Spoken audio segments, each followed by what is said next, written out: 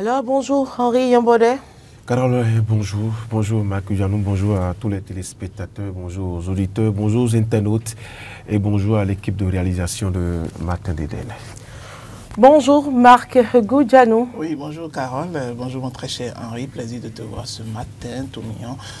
Et bonjour à tous les amis téléspectateurs, auditeurs de la 102.3, c'est un plaisir de vous avoir ce matin. Alors, nous démarrons par quoi? La société ou les actions du gouvernement ou la politique? Bon, commençons par la politique qui conduit donc aux actions du gouvernement. À travers les microcrédits qui sont revus à la hausse. Mais si vous voulez. Bon, d'accord. Présidentielle de 2026 au Bénin, l'élection aux candidatures cadenassées. Je crois que c'est Gaskiani Info qui en parle. Henri Yambode, quelle lecture faites-vous de ce titre à la une du quotidien Gaskiani Info? Est-ce que vous êtes d'avis? Oui, je suis d'avis. Quand on va donc au niveau du contenu de l'article, le rédacteur donc de cet article donc a bien fait de rappeler un certain nombre de facteurs qui permettent, messieurs, de dire que l'élection présidentielle est cadenassée. Vous savez que... Mais est-ce que c'est réel? C'est réel. Je vous donne de trois facteurs, par exemple. Je parle du parrainage. Le parrainage, il est dit dans le code donc, électoral qu'il faut réunir au moins 28 élus. D'accord? Donc, il n'est pas facile pour un candidat indépendant de retrouver ce parrainage-là. Deuxième facteur qui fait dire au quotidien que l'élection est cadenassée, c'est également le coût de la caution qui est relevé donc à 25 millions de francs CFA. Il n'est pas donné à n'importe qui donc aujourd'hui de réunir les 25 millions et d'aller donc déposer pour dire je participe aux élections présidentielles. Il y a un troisième facteur que je trouve également important qui est le timing. Déjà, le timing, le programme sorti par la Sénat, qui est que déjà à partir du 10, je crois, 10 octobre jusqu'au 15, que l'enregistrement donc est pour le 12 octobre, monsieur. Si on doit enregistrer les candidats au 12 octobre, c'est-à-dire qu'un candidat indépendant devrait déjà faire les formalités. Et là, je reviens donc sur l'autre facteur qui concerne les formalités administratives aujourd'hui. Et vous savez qu'il faut donc travailler pour avoir le quitus fiscal. Il faut donc avoir le troisième volet. Je n'ai pas trop connaissance, mais il y a des pièces administratives donc, à réunir, bien évidemment, pour faire face donc, aux formalités. Si on réunit tout ceci, on peut dire qu'il n'est pas facile aujourd'hui pour un candidat d'outsider ou bien quelqu'un qui sort qui n'est pas porté par une formation politique ou bien qui n'est pas tenu par une coalition d'avoir 28 députés ou bien 28 élus, ce qui fait que, bien évidemment, c'est plus corsé, c'est plus cadenassé. Il n'y a que la caution également est là. Donc, en alliant ces facteurs-là, on observe bien évidemment que l'élection est cadenassée. Et donc, le journal a bien fait de rappeler que l'élection est cadenassée. Qu'aujourd'hui, on ne peut pas, au Bénin, bien évidemment, voir comme ailleurs, où il y a eu plus de 52 candidats, où on parle de fête électorale, oui, d'accord. Mais des plaisantins qui peuvent venir donc en sandalette, des plaisantins qui peuvent venir pour dire je suis venu tenter et prouver, monsieur, notre code et notre code électoral. Ce n'est plus possible aujourd'hui. Et quand on sait que le président qui est là a travaillé donc, pour qu'on ait ces réformes-là, on ne peut pas donc estimer que ce n'est pas cadenassé. C'est cadenassé. Parce que quand je prends un peu ceux qui ambitionnent d'être candidats, est-ce qu'ils ont la possibilité aujourd'hui de retrouver les 28 parrains? C'est pas possible. C'est pas possible. Seulement à ce niveau-là déjà, on sent la difficulté. Parce que est-ce que c'est le Parti démocrate qui ira choisir pour dire bon, je te donne les 28? Non, c'est pas possible. Et donc, ça lance un message d'union, de concentration, d'effort derrière un candidat. D'accord? Et pour que même si au niveau de la mouvance présidentielle, où ils ont plus que le parrainage qui est prévu, ils ne sont pas, je ne dirais pas qu'ils vont permettre à tout le monde d'aller parrainer un candidat comme il le souhaite, alors qu'aujourd'hui, la loi, avec ce que la loi dit, que c'est le président de la formation politique qui détient, bien évidemment, la clé pour aller couvrir cette boîte-là. Si vous voulez donc avoir le parrainage, c'est le président de la formation politique qui va décider qui parrainer. Et donc, forcément, ce sillon-là est tracé pour qu'il n'y ait pas de... pour que les efforts ne soient pas dispersés, pour qu'il y ait concentration. Et donc, si on reste seulement au niveau de parrainage, on peut dire que l'élection est cadenassée. Alors, vous êtes David, Marc Goudjanou? Oui, lorsqu'on suit la logique du journal qui a mis ce titre à la manchette, on peut bien oser dire que les élections sont cadenassées parce que lorsque vous imaginez le nombre de partis, déjà c'est qu'on sait déjà au Bénin le nombre de partis qui existent. Et parmi ces partis, on sait ceux qui ont la représentativité sur le plan national ou ceux qui peuvent réunir les 15% de l'ensemble des maires et députés qui constituent en réalité l'effectif des 28 dont a parlé Henri tout à l'heure.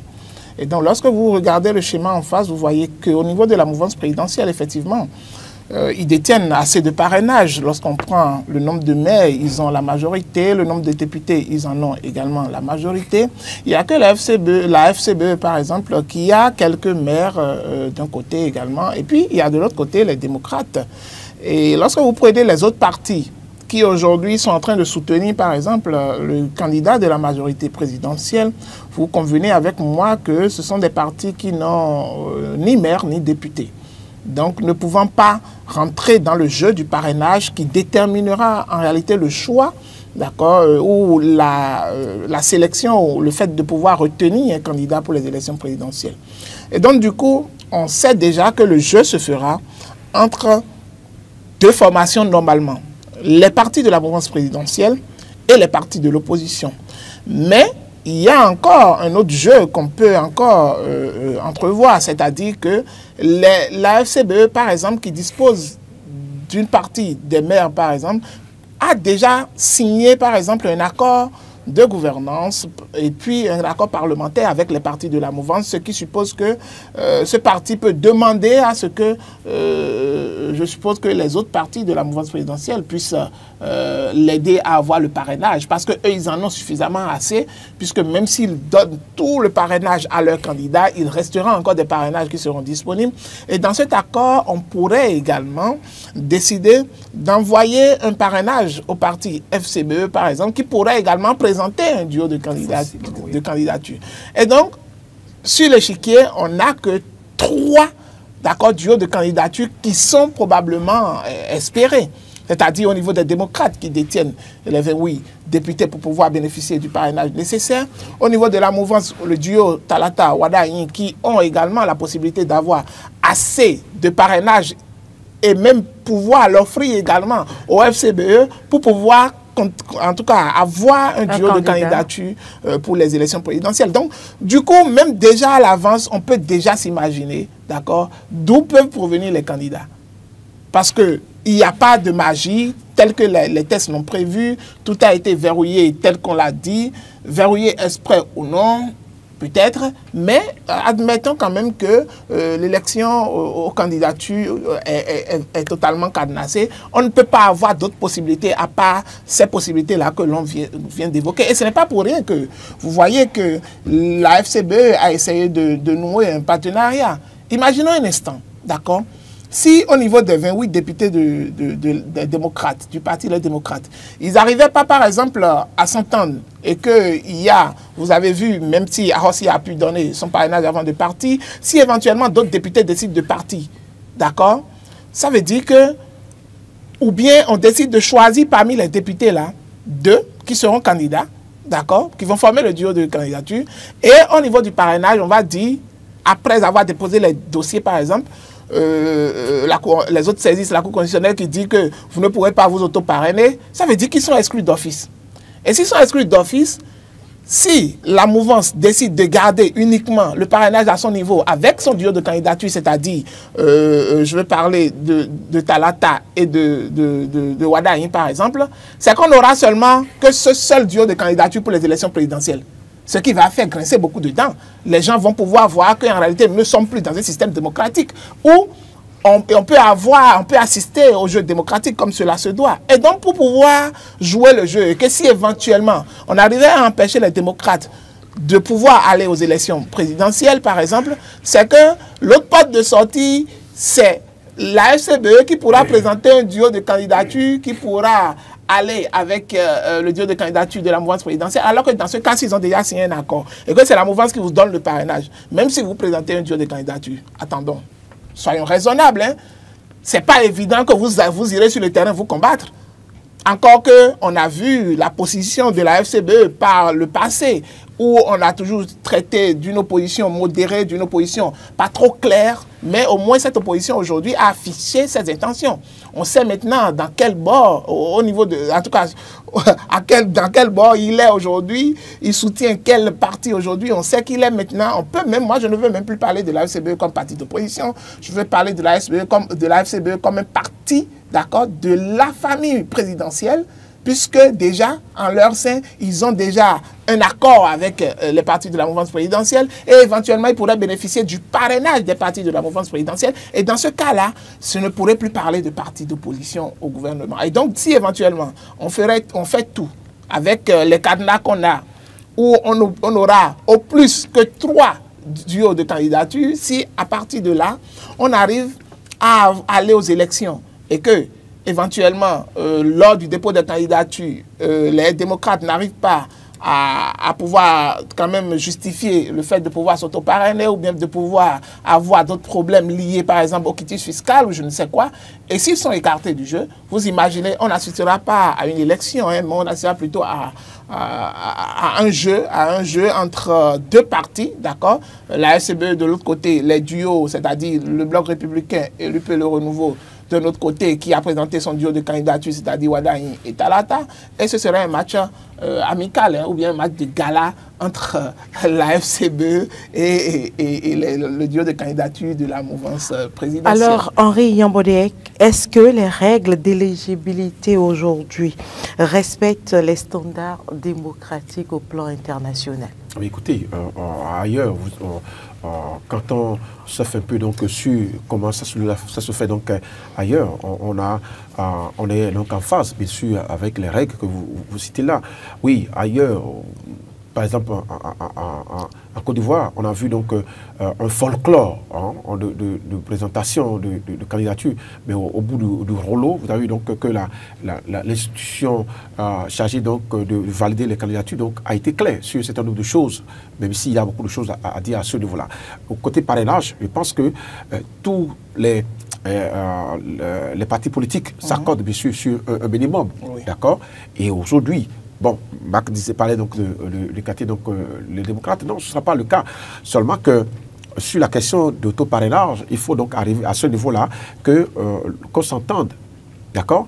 Parce que sur ce plateau même, vous avez rappelé que quand on parle de parrainage, il faut que ce soit quelqu'un qui parraine quelqu'un d'autre. Oui. Donc, là, je pense que l'option que les démocrates doivent privilégier aujourd'hui, c'est d'aller chercher quelqu'un qui soit donc de l'extérieur de la formation politique et que cette formation politique porte cette personne-là, porte ce binôme-là. Parce qu'en face, quand vous avez quelqu'un, cette carte-là, Romain Wadaï, qui vient comme une carte de la continuité et de l'efficacité et tout le reste, quand vous avez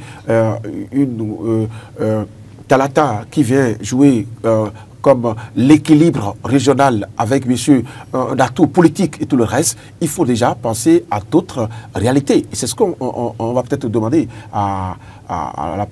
aux formations politiques de l'opposition de faire aujourd'hui. Et vous savez que, avec ça, il ne faut pas que la mouvance également doit s'entendre sur un certain nombre de choses. Il ne faut pas que la mouvance soit en rang dispersé également. C'est pour ça également que, même si le code électoral, quelquefois, donc, est décrié, permet bien évidemment donc, à la formation politique de rester groupée. Si on tout à l'heure, Mac faisait donc allusion au vieux de Lokossa. Je veux parler donc de qui a dit que son cœur donc si on était donc dans les années précédentes, vous voyez que Arossi aurait parti, donc serait déjà parti avec son parrainage, et ça créerait donc des problèmes bien évidemment à la formation politique, la LD. Mais aujourd'hui, malgré tout ce qu'il dit, malgré sa sortie, malgré que ses penchants familiaux, que ses acquaintances familiales, même c'est tout ce qu'il a dit là, il ne peut pas quitter partir avec son parrainage. Donc il y a que quelque part, même si le code est décrit, il y a quelque part qui montre que le code recommande qu'on reste en bloc, qu'on reste ensemble, bien sûr, pour aller au combat. Et donc cette forteresse-là, bien sûr, est privilégiée donc par le code qui dit qu'aujourd'hui que les 28 députés, les 28 parrains doivent rester en bloc. L'autre chose, c'est que, oui, vous parlez donc de plan régional. Oui, quand on prend le timing, est-ce que le Bénin a choisi les élections en 2026 seulement parce qu'il faut le faire? Est-ce que c'est un sursaut politique? Est-ce que c'est institutionnel?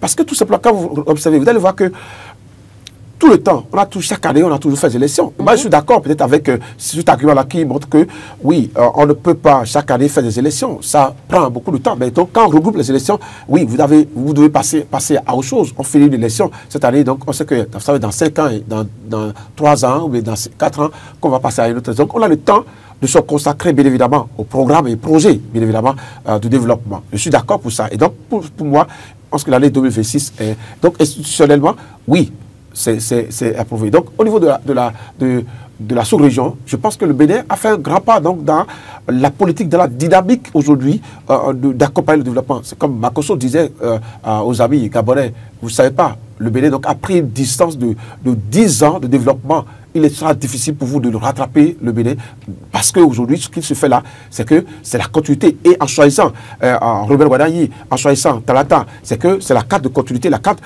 de solidarité et bien sûr d'appui qui se fait là. Donc, il faut être de notre planète pour penser que, attention, ce qu'il fait là, c'est du bluff. Et donc, pour moi, oui, ça rejoint un certain nombre de critères au niveau donc, au plan international. Alors, Marc Goudjanou, la même question pour vous? Oui, vous savez, dans la sous-région, il faut dire que le parrainage a commencé par naître. Lorsque je prends le cas du Sénégal, le cas de la Côte d'Ivoire, également, mais en Europe, ça existe, mais de différentes façons. La façon dont le Bénin décide de le faire est un peu beaucoup plus restreint encore que les autres pays, par exemple. Tout cadenassé en réalité. Voilà, exactement. Donc, c'est beaucoup plus restreint. Et lorsque vous imaginez, que vous analysez par exemple, et que vous voyez que les partis de l'opposition qui sont allés aux élections législatives passées et que ce n'est que le nombre exact de députés qu'ils ont, d'accord, qui peuvent les parrainer en tenant compte des tests, vous dites que peut-être que la loi a été taillée sur mesure en leur attribuant ce nombre de sièges-là qui a été homologué au niveau des tests de loi pour pouvoir leur permettre de pouvoir aller aux élections. Mais quand c'est fait comme ça, on peut avoir l'idée que ce sont des tests qui sont taillés sur mesure. L'autre chose est que ça réduit également la multiplicité des candidats aux élections présidentielles auxquelles on assiste, où il y a tout un méli-mélo, il y a des candidats qui viennent de nulle part, qui n'ont pas pour amuser la galerie, il faut amuser la galerie, le dire exactement. Comme ça. Et puis on parle des candidatures qui émanent par exemple des partis politiques et qui doivent être normalement des acteurs politiques, d'accord, qui seront portés par leur parti politique. Mais en réalité, moi je dis c'est vrai, c'est ce qu'on demande normalement. Mais dans la réforme du système partisan, est-ce que réellement c'est à ça qu'on assiste? Parce que pendant tout le temps, ceux qui sont restés normalement vraiment militants et au devant de la scène, au niveau des partis politiques, est-ce que vous les voyez aujourd'hui à la tête du duo de candidature aujourd'hui? Non. La seule qu'on puisse dire et qu'on voit généralement sur le terrain, c'est on peut parler de Mariam Talata, qui, depuis qu'elle est devenue vice-présidente, vous la verrez, d'accord, aux côtés de ses pairs politiques, en train de mener des actions politiques. Mais une fois, est-ce que vous n'avez jamais vu Romiel Wadayi sur le terrain politique porter casquette d'un parti politique pour aller faire le militantisme ou bien pour pouvoir porter la voix du parti, par exemple? Je ne l'ai pas vu. Et donc, du coup, ça remet également en cause le fait de pouvoir demander à ce que ce soit les vrais acteurs des partis politiques, par exemple, qui soient portés, et que le choix se soit fait à l'interne, à travers, par exemple, des primaires, d'accord, qui puissent permettre de dégager un duo de candidature et après maintenant de pouvoir permettre à ce duo de candidature-là de se représenter. Parce qu'on aurait compris que ce sera le choix de la base, d'accord, au niveau des militants à la base et au niveau du bureau politique également pour pouvoir le porter. Mais généralement, vous savez, il y a un fossé croissant entre les tests de loi que l'on fait souvent dans les pays africains et la réalité. Et c'est ce qu'on voit aujourd'hui, où les démocrates actuellement, ils ont cette envie de pouvoir faire porter, par exemple, l'un d'eux en tant que candidat ou bien duo de candidature pour les élections présidentielles. Si ce n'est pas le problème de parrainage qui aujourd'hui est devenu un vrai sujet, un vrai dilemme pour eux, où ils sont en train de discuter tout le temps sur le sujet pour pouvoir voir, est-ce qu'on va prendre le risque de présenter un duo de candidature ici de nos députés pour qu'à la fin, lorsque les gens vont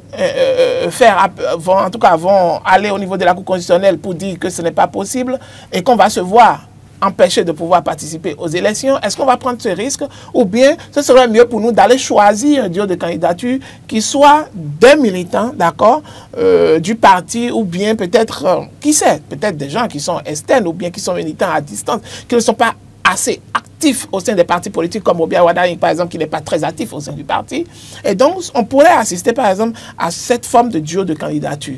Et donc, cela remet en cause, en réalité, la vraie question de l'esprit de la loi. Lorsque vous mettez la loi en place, parfois, même vous-même qui votez la loi, vous rencontrez vous êtes face à des difficultés liées à l'exécution de la loi ou bien aux réalités sur le terrain.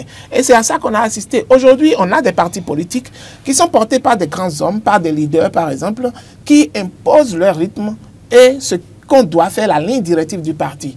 Ce qui est difficile pour certains leaders partis. Attendez, vous n'irez pas m'interroger, par exemple, un certain Diogbenou qui est tout le temps resté chef de parti au niveau de l'UP Le Renouveau, par exemple, s'il ne nourrit pas des ambitions politiques liées à la magistrature suprême. C'est impossible, il doit nouer cette envie-là.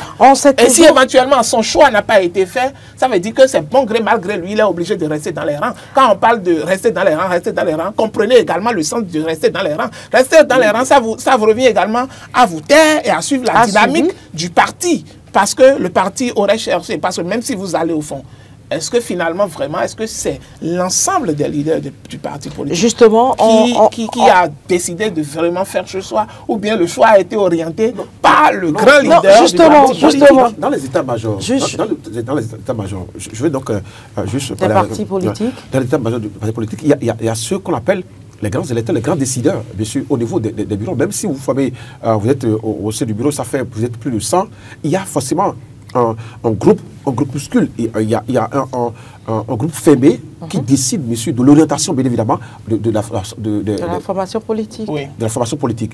Et donc, c'est à ce niveau-là, je vais peut-être dire que non, faut pas forcément, c'est pas parce que vous êtes président d'une formation politique que forcément que ça automatiquement d'emblée que vous allez vous dire pour tout ce qui est bénéfice, bien retombé de la formation politique, que ça doit d'abord passer par moi avant d'aller donc vers les autres. C'est ça également.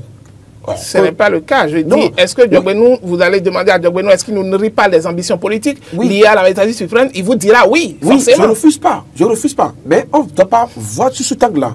On doit observer que il faut que dans ceux qui sont au sein même de la formation politique, qu'eux aussi doivent bénéficier, bien sûr, des retombées de la formation politique. Que ce ne soit pas seulement ceux qui sont à la tête, qui soient, quand on dit pas, on veut donner-nous 2 noms pour que ces personnes-là soient nommées au gouvernement, qu'on ne voit pas automatiquement le président ou bien le vice-président, ou bien... mais il doit avoir en fait une chaîne qui permet, bien évidemment, d'aller toucher les autres qui sont en bas. Qui contribuent également à l'évolution du parti. Alors, on s'intéresse à chaque fois aux acteurs politiques. J'ai bien envie de demander sur ce plateau et ce matin, quel rôle doivent jouer aujourd'hui les citoyens et la société civile pour garantir un processus électoral plus équitable? Non, je pense que déjà au niveau de l'organisation des élections, la société civile a déjà un rôle à jouer. C'est de pouvoir... Vous avez vu au niveau du cadre de concertation de l'opposition,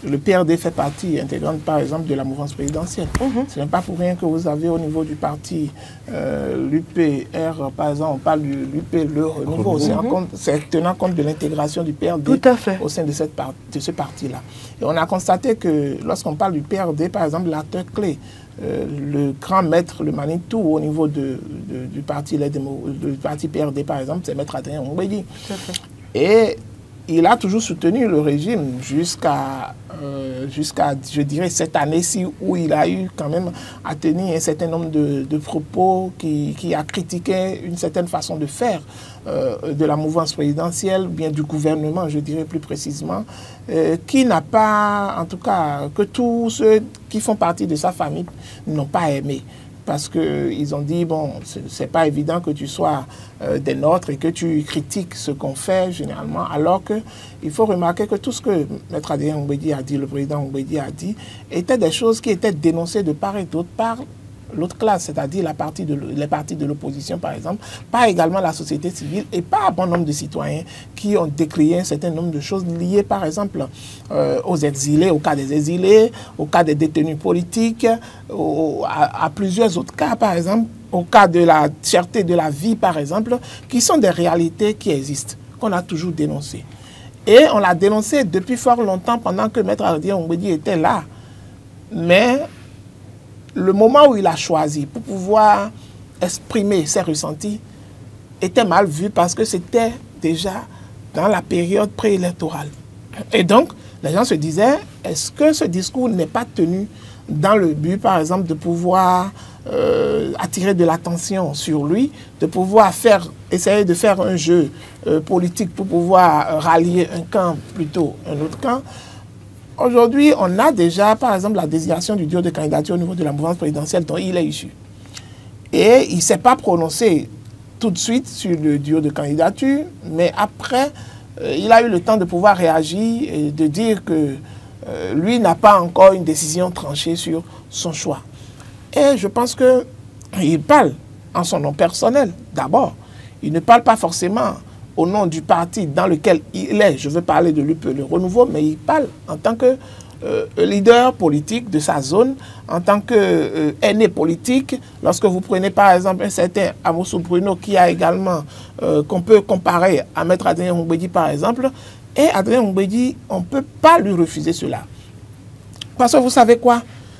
Après toutes les déclarations qu'il a eu à faire, avec tout ce qu'il a reçu comme coup, tout à fait lié à cela, où on l'a vu en tant que mauvais au sein de la mouvance présidentielle, en tant que persona non grata au sein de la mouvance présidentielle. Et donc, ça a fait qu'il est resté dans sa position de retrait, d'accord, et d'observateur. Aujourd'hui, par exemple, lorsque le duo de candidature est né, par exemple, on a vu qu'il y a eu assez de visites par le candidat désigné au sein des grandes chapelles des partis politiques qui existent, par exemple. Mais pour le moment, on n'a pas encore vu de visite vis-à-vis des patriarches politiques. Je veux parler de Amosou Bruno, d'Adrien Ngouédi, par exemple, et du Kolaole qui sait, peut-être Fagbon qui sait. Et donc, du coup, s'il réagit aujourd'hui, comprenez que la politique, telle qu'elle est faite au sein de nos pays, au sein du Bénin, on a compris que la politique a été toujours un jeu d'intérêt et non un jeu d'idéologie. Les partis politiques comprennent aujourd'hui, les acteurs politiques comprennent aujourd'hui, lorsque vous les prenez, de par leur parcours politique, du passé jusqu'au présent, vous allez constater qu'ils ont toujours changé de veste en tenant compte de leurs intérêts politiques.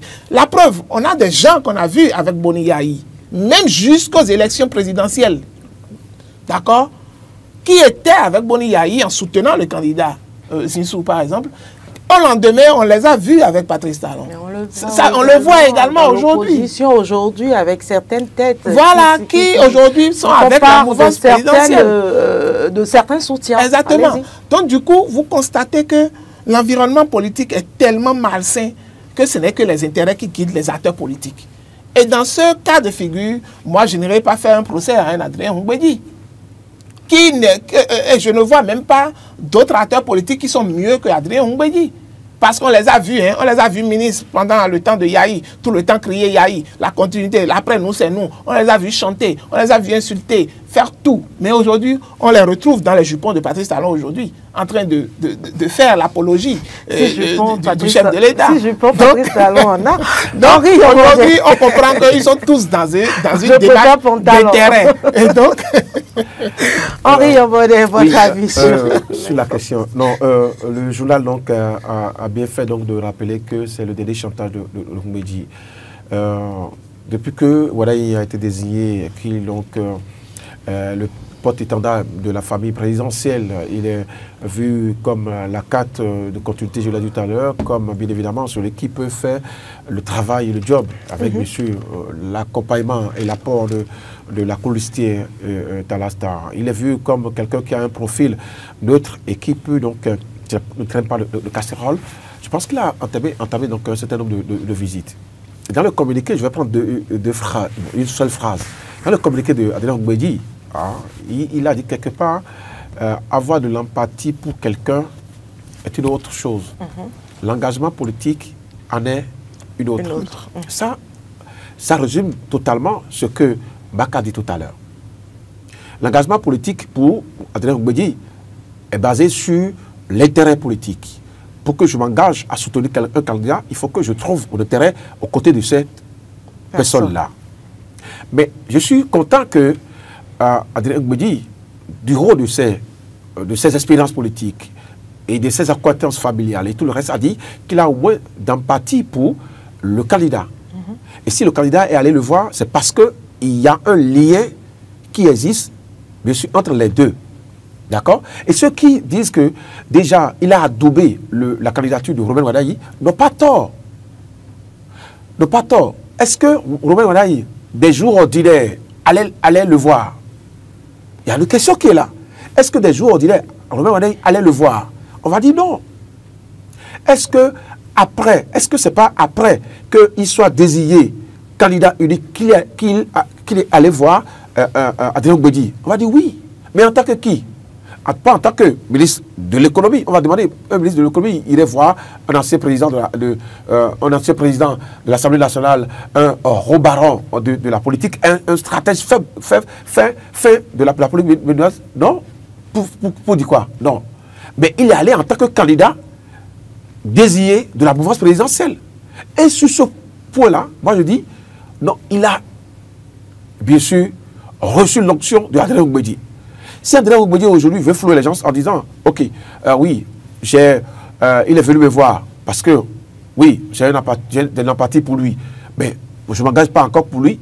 Pourquoi? Parce que tout simplement, si je table sur ce que Baka a dit, pour cette dernière sortie médiatique qui également parle des exilés politiques, qui porte bien sûr les doléances, bien sûr, de la mouvance présidentielle, je pense que, et qui a été...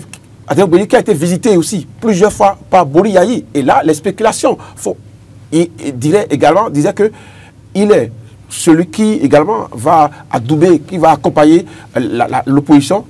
Si aujourd'hui, sur ce communiqué-là, c'est pour se justifier, pour qu'on n'ait pas une idée sur le fait qu'il adoube la candidature de Romain Wadayi. Mais pour moi, il n'y a rien à dire. Il n'a rien à dire. Il épouse bien bien la candidature de Romain Wadayi.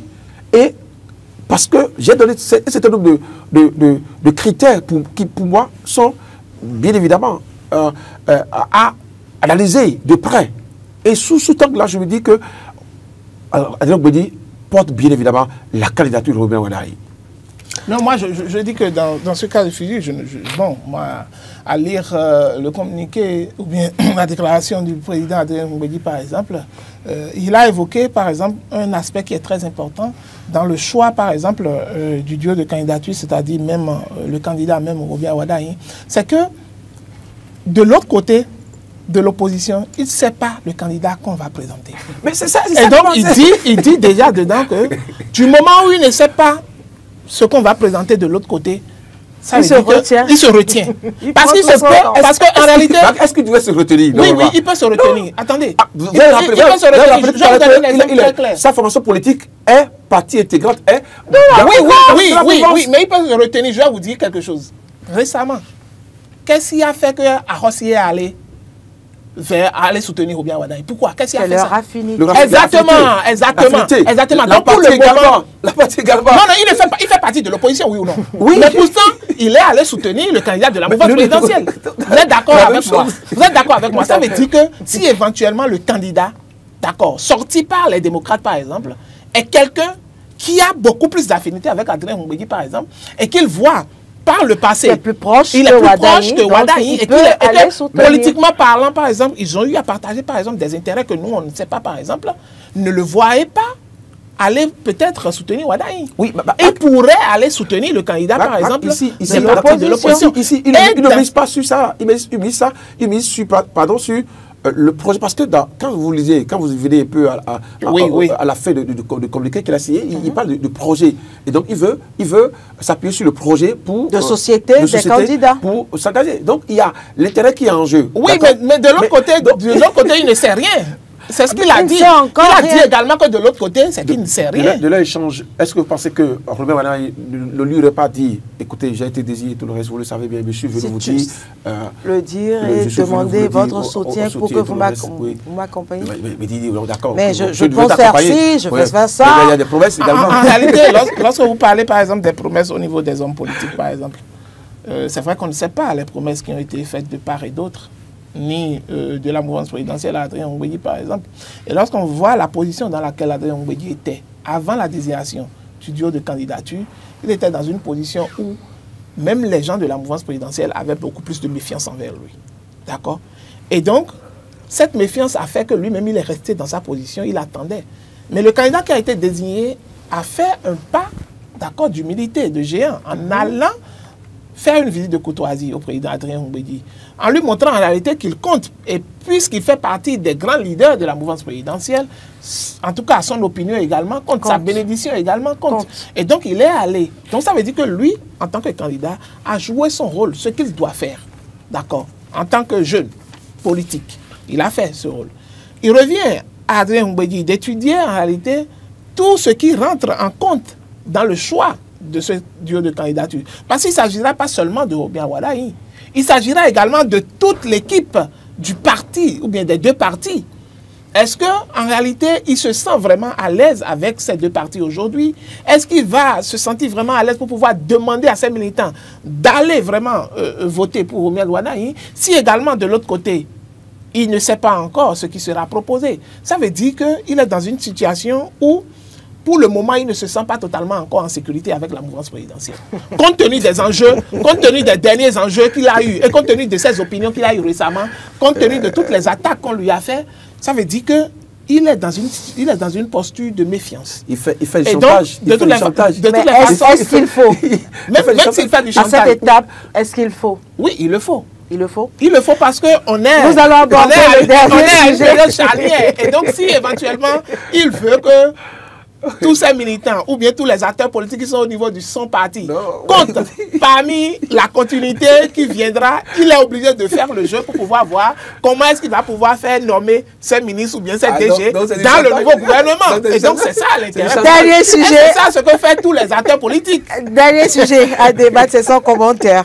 Dernier sujet à débattre sur ce plateau, construction du nouveau siège de... Non, c'est pas ça, oui. Annoncé, c'est ça? Construction du nouveau siège de l'Assemblée nationale. J'aurais aimé qu'on parle des microfinances. Des microfinances, c'est quand même un acte fort du gouvernement, de 100 000 à 200 000. Je pense que c'est dans le journal à la fin, là, je pense que... Oui, peut-être au niveau, donc...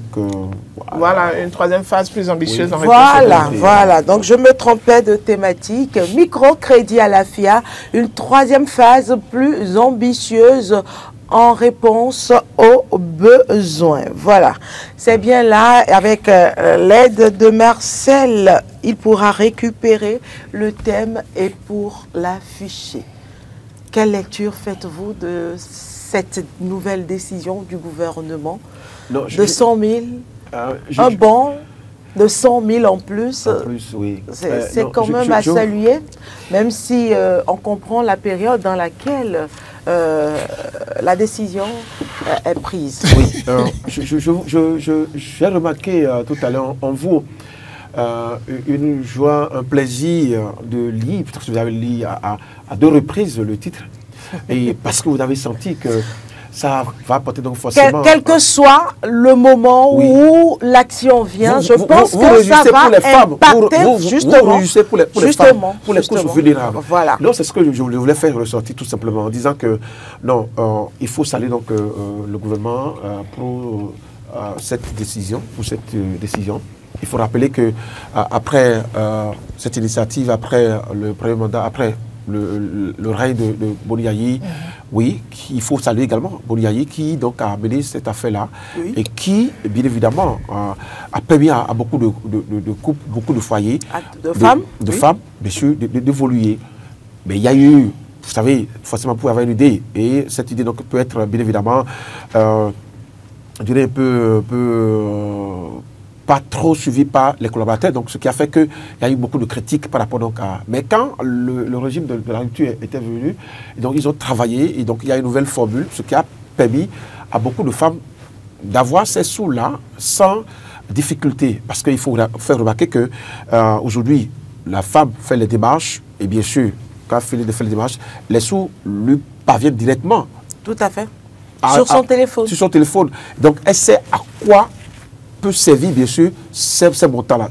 Pas comme avant où l'intermédiaire, donc si c'est 30 000 francs, l'intermédiaire doit prendre d'abord 15 000, 5 ou 10 000. 10 000, ça revient, ça reste 10 000 francs pour la femme qui va faire clou-clou ou atchomo devant, alors que pour elle, son projet, c'est de faire 3 bassines de bouillie pour vendre et tout le reste. Donc, aujourd'hui, c'est plus ça. La femme sait qu'elle a un budget à gérer et tout le reste. Donc, c'est en se fondant sur les réalités, bien évidemment, les doléances de la couche vulnérable que le gouvernement, donc, après cette initiative-là, a reformé et a reformulé, si vous voulez, cette initiative-là. Et c'est parti donc de la nouvelle formule. Je crois que c'est depuis 2020 qu'ils ont lancé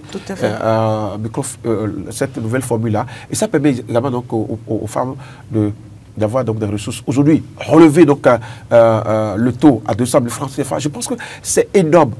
C'est énorme et ça va permettre bien sûr aux femmes, bien sûr, de faire beaucoup de choses. Parce que vous savez que quelqu'un, quand vous allez dans les coins reculés de nos localités et vous leur demandez qu'est-ce que 30 000 francs peuvent faire pour vous, je prends d'abord 30 000 francs, elles vont vous dire que ça peut faire beaucoup de choses. De 30 000 francs, on est passé à 100 000 francs. Pour ceux à 50 d'abord. À 50 d'abord.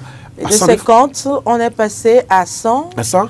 On en est là quand, au lieu de passer à 150, on fait un double bond et on passe à 200 aujourd'hui à travers cette décision du Conseil. Et moi, je pense que c'est le succès, donc de la nouvelle formule qui conduit bien sûr à cette troisième phase plus ambitieuse et tout le reste. Donc, c'est une décision à saluer. Et je pense qu'il faut maintenir la dynamique là, qui est que il faut enrayer de part et d'autre ceux qui... Les intermédiaires pour que les femmes aient directement le sous. Voilà. Voilà. Marc Goudiano? Oui, un microcrédit à la FIA. Bravo. Il faut dire bravo parce que, vous savez, le taux qui est réservé, par exemple, à l'octroi de ce microcrédit, par exemple, n'est pas un taux qui est accordé lorsque vous allez faire un prêt, par exemple, au niveau des banques. Tout à fait. Voilà. Et secondo, il n'y a pas d'intérêt, justement. Et puis, tu rembourses juste le taux que tu as prêté. C'est vrai qu'il y a des frais accessoires que vous payez, assurance et autres, carte et autres, voilà, exactement. Par rapport à la banque. Exactement. Donc, par rapport aux institutions financières aussi, lorsque vous allez vers les banques, par exemple, ils ne pourront jamais vous faire des prêts comme ça, sans pour autant avoir des garanties très solides. Et vous voyez également... Des papiers de terrain. Voilà, exactement. Et vous voyez également avec le nombre de taux d'intérêt. Donc, c'est louable parce que ça participe également, moi je dirais d'abord, à l'autonomisation de la femme. Et puis de 2 également à la réduction de la pauvreté parce qu'une maman qui bénéficie de ce microcrédit, qui commence à exercer une activité par exemple, c'est que ça participe à ce que ça réduise, par exemple, la charge au niveau de l'homme également. Et généralement, quand les femmes font ces activités, issues, par exemple, des microcrédits, par exemple, c'est qu'elles utilisent la plupart des fonds, par exemple, pour pouvoir prendre soin de leurs enfants, prendre soin de la maisonnée et pouvoir même prendre soin de leur mari parfois. Et donc, du coup, ça a un grand impact en réalité sur la vie des femmes seulement, pas seulement des femmes, mais de la société également, des couches les plus vulnérables. Parce que lorsque vous voyez une femme qui avait l'habitude de se débrouiller avec 30 000 pour pouvoir créer une activité, vous la voyez aujourd'hui prendre 100 000 pour pouvoir encore développer son activité et que vous lui donnez 200 000, c'est qu'elle est capable de pouvoir fructifier vraiment ce fruit-là. Et donc, ça amène également à remarquer combien de fois le rôle de la femme devient plus important dans la société, où on sait que la femme est aujourd'hui un acteur économique très essentiel. Tout à fait. Et donc, du coup, c'est très louable. Et ce que le gouvernement continue dans cette relance, pense également à d'autres secteurs également, à d'autres corps de métier également, pour pouvoir permettre quand même à réduire, en tout cas, le taux de pauvreté qu'on a également au Bénin. Justement, ces genres d'actions en cette période électorale, n'estimez-vous pas que ça donne du fil à retordre à l'opposition? Bon, je pense que pas totalement, un peu, mais pas totalement, parce qu'en réalité, Henri l'a dit tantôt, hein, cette innovation n'est pas venue de ce régime. Cette innovation liée au microcrédit n'est pas venue de ce régime. Donc ça se faisait, et ils sont restés dans cette continuité en améliorant un peu plus ce qui doit être fait en vue de pouvoir satisfaire aux besoins des couches les plus vulnérables en matière de microcrédit. Et si, vous savez, on est en politique, hein, tous les arguments, si ça peut ça peut aider la mouvance présidentielle à avoir des arguments solides pour aller sur le terrain, ça revient à l'autre camp de pouvoir trouver les arguments qu'il faut quand même pour les contrecarrer ou pouvoir justifier. Hein. C'est de bonne guerre. Et une chose est sûre, tout ce qui a été fait pendant le régime, pendant la mandature de Patrice Talon, c'est 10 ans qu'il a fait, ce sont la plupart de ces réalisations qui seront prises comme argument pour aller sur le terrain politique, pour aller convaincre. Donc, même si c'est fait maintenant, ça tient compte également de l'environnement politique et des enjeux du moment, compte tenu également des élections qui viennent. Je suis allé scroller un peu au niveau des réseaux sociaux, j'ai vu les commentaires de quelques citoyens, par exemple, qui ont dit « Ok, voilà, on est proche des élections, et puis vous nous balancez ça, ou bien il n'y a pas de souci, mais néanmoins, on va voter ci, on va voter ça. » Donc, c'est ce que l'opinion publique perçoit d'abord. D'accord? De première vue, c'est ce qu'ils perçoivent. Mais en réalité, c'est une bonne action qui rentre dans une autre. Au-delà de ça, ça impacte l'autonomisation de la femme. Et puis, ça change la vie des femmes. Pas seulement des femmes. Quand on dit des femmes, des enfants, des foyers. Il y a que, j'ai lu quelque part, Henri, il y a que les gens qui sont formés donc, pour l'artisanat sont pris en compte désormais. Entre-temps, c'est réservé seulement pour les femmes. Donc, il y a l'artisanat. Il y a pour booster l'artisanat. Il y a ceux qui sont formés, les artisans formés par le projet AH sont intégrés. Il y a bien d'autres secteurs qui seront touchés. Et Marc a rappelé quelque chose. La prime d'assurance passe de 1,2% à 0,35%. Une réduction. Une réduction terrible. Donc, je pense que c'est bien de le dire. C'est pas, même si c'est à l'approche des élections qui viennent là, il y a forcément, oui, écoutez, il n'y a rien qui soit fait de façon isolée. Ceux qui seront impactés vont regarder de notre œil le gouvernement en place pour dire, oui, écoutez, vous m'avez permis de relever, d'avoir un peu. Quand on ouvre ça encore, un fonds de commerce, ce qui est difficile aujourd'hui, quand on ouvre à d'autres secteurs, comme l'artisanat, comme d'autres personnes et d'autres... C'est pour avoir d'autres adhésions. Et donc, indirectement. Donc, oui, ça va donner le fil d'arrêt, bien sûr. C'est vrai qu'on va dire, nous, ils ont initié, mais nous, on a performé ça, on a reformé ça, on a reformulé, et c'est sur cette version nouvelle-là qu'on a travaillé. Et surtout, le taux est vraiment intéressant. Avec 200 000, vous pouvez entreprendre. Pourquoi pas ne pas ouvrir? Vous pouvez vraiment entreprendre. En tout cas, pour les femmes qui ne sont pas paresseuses. Une doléance aujourd'hui, pourquoi ne pas également ouvrir pour les journalistes également? C'est sans commentaire. Mais nous allons passer alors un peu plus. Il faut rappeler également que il faut que les citoyens sachent également que en réalité la plupart de ces fonds qui vous sont octroyés, ce sont les fonds de vous-même. C'est la fonds des contribuables. Oui, ce sont vos sous. Oui, je sais. Ça revient. Ce sont vos sous. Merci Marc. La prospérité est bien partagée à partir de cet instant. Merci Henri Yambodel. Merci Marc Goudjanou.